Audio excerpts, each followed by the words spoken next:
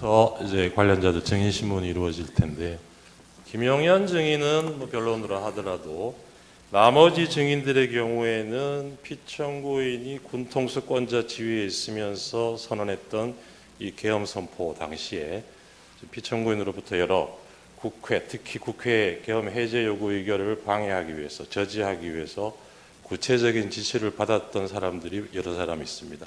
이런 사람들이 증인을 하게 될 텐데, 피청구인이 앞으로도 이제 심판정에 출석을 하게 되면 그 면전 상태에서는 사실대로 진술하기가 좀 어렵지 않을까 걱정이 됩니다.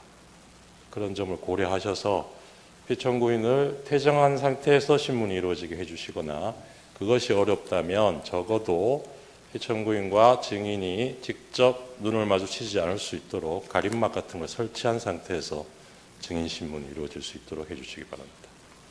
예, 재판부 평의를 거치겠습니다. 피청구인 측 하시고 싶은 말씀 있으십니까? 예. 탄핵 재판이라는 게 형사 소송 절차 준해서 하는 것이고, 또 제가 지금 직무 정지된 상태이기 때문에 어떤 영향력도 행사할 수 없습니다.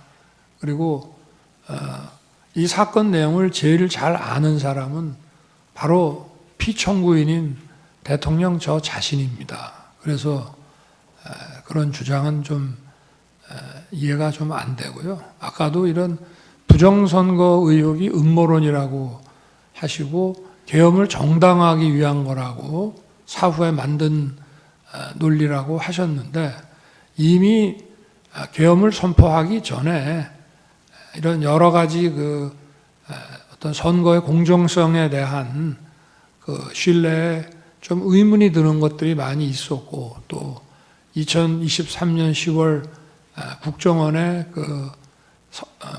선관위 전산 장비의 아주 극히 일부를 점검한 결과 문제가 많이 있었기 때문에 부정선거 자체를 색출하라는 것이 아니라 선관위의 전산 시스템을 전반적으로 스크린할 수 있으면 해봐라. 어떤 장비들이 있고 어떤 시스템에 의해서 가동이 되는지, 그런 것이기 때문에 저희가 무슨 선거가 전부 부정이어서 믿을 수 없다 하는 그런 음모론을 제기하는 것이 아니라 팩트를 확인하자는 그런 차원이었다는 점을 이해해 주시기 바랍니다.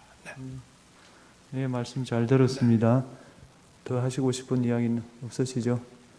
예, 그러면 제3 재판님 하나만 좀 추가해야 되겠습니다. 네. 지금 아까 우리 청구인께서 그 당시 집권 여당이 대통령 하에서 치러진, 우리 지금 피청구인이 대통령이 지휘해서 치러진 선거에 대해서 부정이 뭐 없고 책임은 이쪽에 대통령이 있다고 말씀하셨는데, 조만간 이번 취임한 트럼프 대통령이 2020년 미국 대통령 선거가 그 당시 트럼프가 재임 기간 중인데, 그때의 선거 부정에 대해서 조만간 미국에서도 미국 스스로의 어떤 조사 결과가 나올 겁니다. 그러니까 그게 꼭 대통령이라고 해서 독립적인 선거가 이루어지고 있는 선거관리기구에 대해서 모든 걸 다 통제하는 건 아니기 때문에 어떤 문제점은 발생할 수 있고, 국민들은 거기에 대해서 많은 의구심이 있고, 지난 4년간 이런 것들에 의혹이 제기되고 있고, 더군다나 국정원 보안 서버 점검 결과 문제가 있다고 했기 때문에 대통령으로서는 그 문제를 점검을 하고자 하는 것일 뿐이지, 저희 피청구인 대통령께서 선거 부정이 있었다고 단정해서 하는 것은 아니라고 하는 것을 다시 한번 말씀을 드리고, 그리고 계엄 선포 이후에 이루어진 과정에 비추어 보면은 사후의 어떤 변명을 추가하는 것이 아니고, 국정의 안정을 위해서 선포할 때부터 대통령께서 점검하고자 하셨던 항목임을 다시 한번 말씀을 드립니다. 예.